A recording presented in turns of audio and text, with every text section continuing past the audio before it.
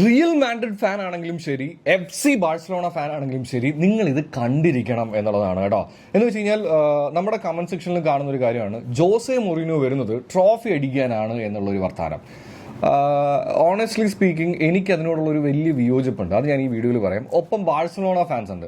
Barcelona fans പറയുമ്പോൾ ഒന്നില്ലെങ്കിലും ഈ പറയുന്നത് പോലെ തന്നെ തൻ്റെ കോച്ചിങ് കരിയറിൽ നിന്നും കോച്ചിങ് കരിയർ തുടങ്ങുന്നത് ബാഴ്സലോണയോടെ അല്ലേ, എന്നിട്ടും എന്തിനാണ് ജോസേക്ക് ഇത്ര ദേഷ്യം ബാഴ്സലോണയോട് എന്ന് ചോദിക്കുന്നവരുണ്ട്. കാര്യം എന്താണെന്ന് വെച്ച് കഴിഞ്ഞാൽ പലപ്പോഴും ജോസെ മൊറീനോയുടെ സ്റ്റോറി അല്ലെങ്കിൽ ഈ കാര്യങ്ങൾ മുഴുവനായിട്ട് നമ്മൾ പലർക്കും അറിയില്ല എന്നുള്ളതൊരു കാര്യമാണ്.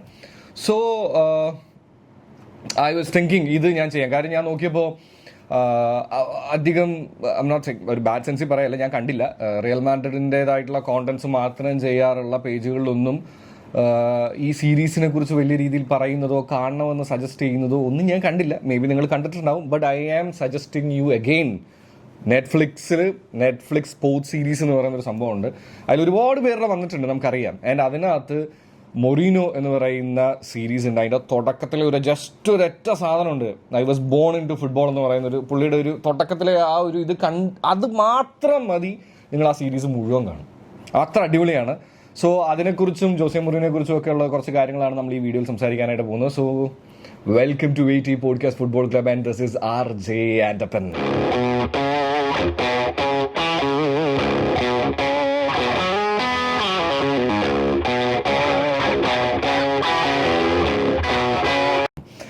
തുടങ്ങുന്നതിന് മുമ്പായിട്ടൊരു കാര്യം, നമ്മളിങ്ങനെ 10K അടുത്തുകൊണ്ടിരിക്കുകയാണ്. സോ അപ്പോൾ if you guys are subscribing my channel it would be a great help.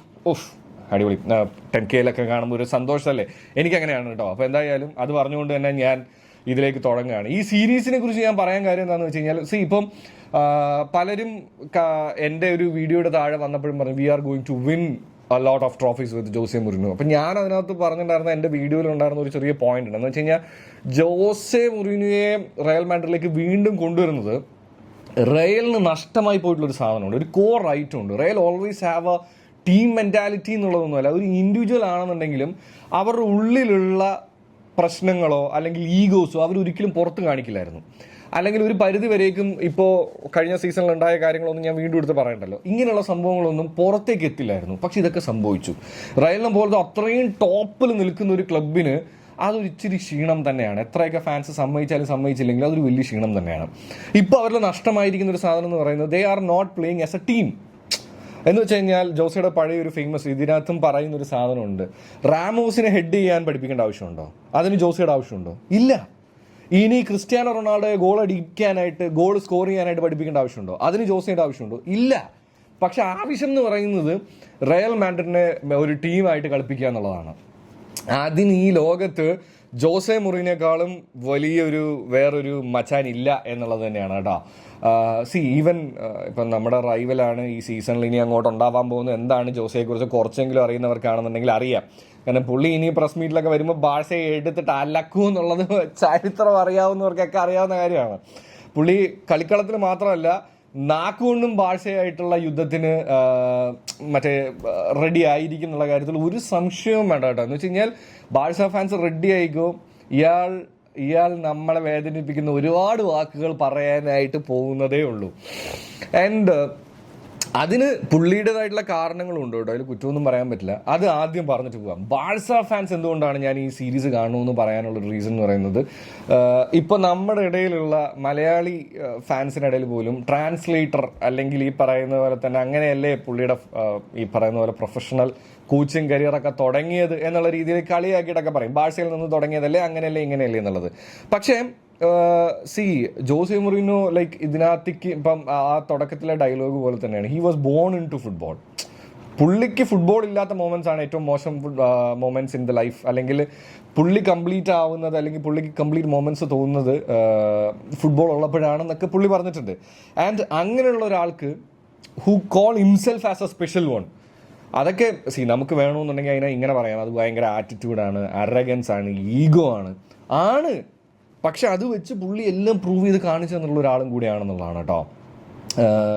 ഒന്ന് ആലോചിച്ച് നോക്കണം, ഇന്റർ മിലാനിലുള്ള സമയത്തുള്ള കാര്യത്തിലാണെന്നുണ്ടെങ്കിലും അങ്ങനെ ഒരു ടീം എന്ന് വെച്ചാൽ ഞാൻ അതൊരു മോശമല്ല, പ്ലേയേഴ്സ് വെച്ചിട്ട് ദ സ്റ്റാർ ആയിട്ടുള്ള ആൾക്കാരൊക്കെ തന്നെയാണ്. പക്ഷെ അവരുടെ ഏജ് നോക്കണം, ഈ ഏജ് വെച്ചിട്ടുള്ള ഒരു ടീം ചാമ്പ്യൻസ് ലീഗ് അടിക്കുമോ? അടിപ്പിച്ചു.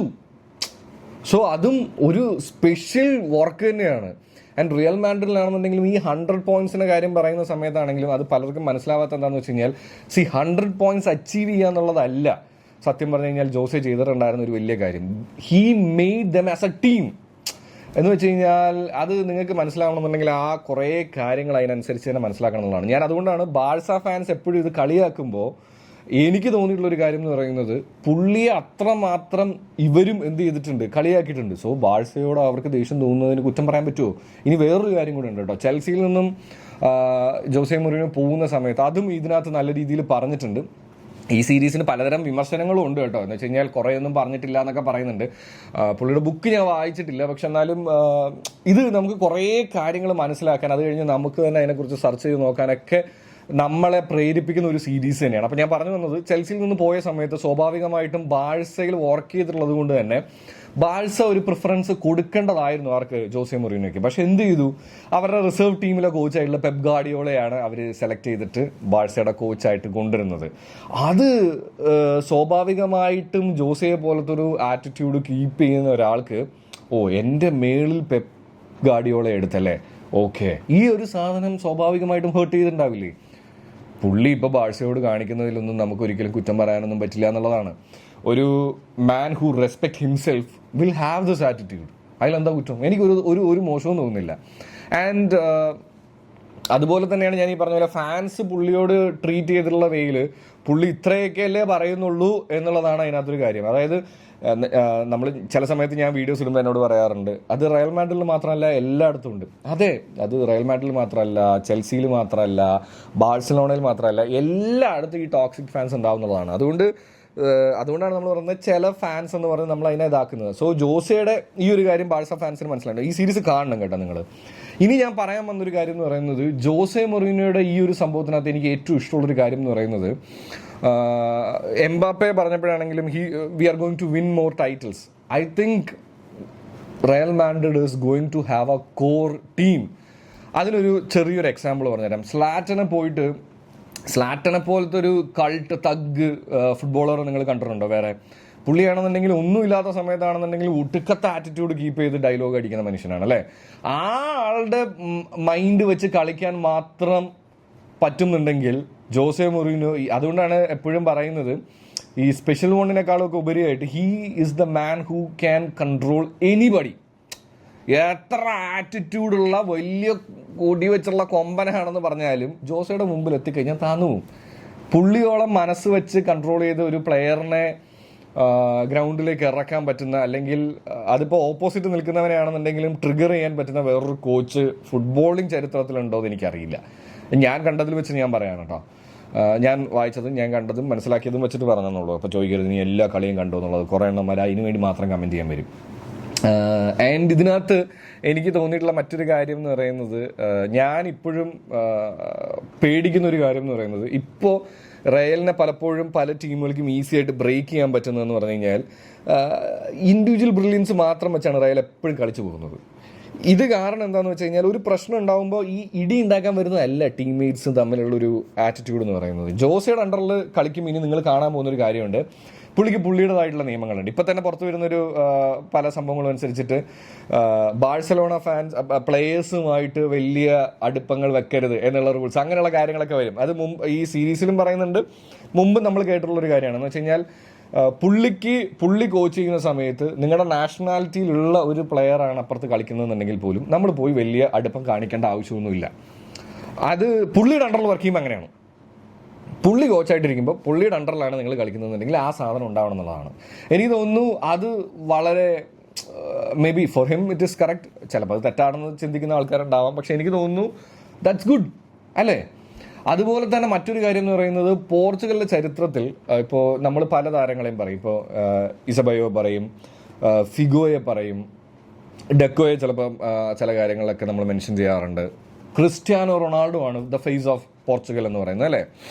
പക്ഷെ അതുപോലെ തന്നെ സെലിബ്രേറ്റ് ചെയ്യപ്പെടേണ്ട പോർച്ചുഗലിൻ്റെ ഒരു താരം എന്നുള്ളതല്ല, ഒരു കോച്ച് എന്നുള്ള രീതിയിൽ he should have been N ambassador. ഒരു സമയത്തായിരുന്നെങ്കിൽ പോലും പിന്നീട് അങ്ങോട്ട് പോർച്ചുഗൽ എന്ന് പറയുമ്പോൾ നമ്മൾ ആരും ജോസെ മൊറീനോ എന്ന് പറഞ്ഞ് ഞാൻ കേട്ടിട്ടില്ല. നിങ്ങൾ എന്നോടുള്ള ഈഗോ വിട്ടിട്ട് സമ്മതിക്കാതിരിക്കുന്നു വേണ്ട. എപ്പോഴെങ്കിലും പറയുന്നത് കേട്ടിട്ടുണ്ടോ? പോർച്ചുഗൽ എന്ന് പറഞ്ഞാൽ നമ്മൾ ക്രിസ്ത്യാനോ റൊണാൾഡോ എന്നൊക്കെ പറഞ്ഞ് നമ്മൾ അവിടെ നിർത്തും. ഒരിക്കലും ജോസെ മൊറീനോ എന്നുള്ള പേരെടുത്ത് പറയില്ല. പക്ഷേ എനിക്ക് തോന്നുന്നു പോർച്ചുഗൽ സെലിബ്രേറ്റ് ചെയ്യപ്പെടേണ്ട, പോർച്ചുഗലിൽ ഒരുപാട് എന്താ പറയുക, I am not saying he didn't get ആ ഒരു സാധനം ഉണ്ടല്ലോ, റെസ്പെക്ട് കിട്ടിയിട്ടില്ല എന്നുള്ളതല്ല കേട്ടോ ഞാൻ പറയുന്നത്. പക്ഷെ അത്രമാത്രം സെലിബ്രേറ്റ് ചെയ്യപ്പെട്ടിട്ടില്ല എന്ന് എനിക്ക് തോന്നുന്നുണ്ട്. ഇപ്പോൾ കോച്ചുമാരുടെ കാര്യം എടുത്ത് നോക്കുമ്പോഴും നമ്മൾ ഡോൺ കാർലോ ആൻസലോട്ടിയെ പറയും, പെപ് ഗാർഡിയോളയെ പറയും, വേണമെന്നുണ്ടെങ്കിൽ ഇപ്പോൾ നമുക്ക് ലൂയിസ് എൻട്രിക്കെ, ഇതെല്ലാം നമ്മൾ സംസാരിച്ചു പോകും. പക്ഷേ നമ്മൾ ഈ സ്പെഷ്യൽ വണ്ണിനെ കുറിച്ച് പലപ്പോഴും ഇപ്പോൾ വീണ്ടും സംസാര വിഷയമായിട്ടുണ്ട്, ഇല്ലെന്നല്ല. പല സമയങ്ങളിലും ഒരു ഡിബേറ്റിൽ ജോസിക്ക് കിട്ടേണ്ട റെസ്പെക്ട് പ്യുവറായിട്ട് ജോസിക്ക് കിട്ടിയിട്ടില്ല എന്ന് എനിക്ക് തോന്നുന്നുണ്ട്. പക്ഷെ എന്നാൽ പുള്ളി പ്രൂവ് ചെയ്യേണ്ടടുത്തൊക്കെ പുള്ളി പ്രൂവ് ചെയ്ത് കാണിച്ചിട്ടുണ്ട്. So I think the special one എന്നുള്ള ടൈറ്റിലിന് എന്തുകൊണ്ടും യോഗ്യനായിട്ടുള്ള ഒരാളാണ്. ആൻഡ് ഈ നെറ്റ്ഫ്ലിക്സ് സീരീസ് നിങ്ങൾ കണ്ടിട്ടില്ല എന്നുണ്ടെങ്കിൽ എന്തായാലും പോയി കാണണം. ആസ് എ ബാഴ്സലോണ ഫാൻ ഞാൻ സജസ്റ്റ് ചെയ്യുന്ന സാധനമാണ്. ബിക്കോസ് പുള്ളിയെക്കുറിച്ച് കുറേ കാര്യങ്ങൾ അറിയാൻ this will be a great help എന്ന് എനിക്ക് തോന്നിയിട്ടുണ്ട്. സോ ഇതൊക്കെയാണ് എനിക്ക് ഇന്നിപ്പോൾ ഈ സീരീസിനെ കണക്ട് ചെയ്തുകൊണ്ടും ജോസെ മൊറീനോ കണക്ട് ചെയ്തുകൊണ്ടും പറയാൻ തോന്നിയത്. എന്തായാലും നമ്മുടെ വീഡിയോസും കാര്യങ്ങളൊക്കെ നിങ്ങൾക്ക് ഇഷ്ടപ്പെടുന്നുണ്ടെന്നുണ്ടെങ്കിൽ എന്തായാലും സബ്സ്ക്രൈബ് ചെയ്ത് കൂടെ കൂടണം എന്നൊരിക്കൽ കൂടെ റിക്വസ്റ്റ് ചെയ്തുകൊണ്ട് ചിൽ കുപ്പിച്ചിൽ.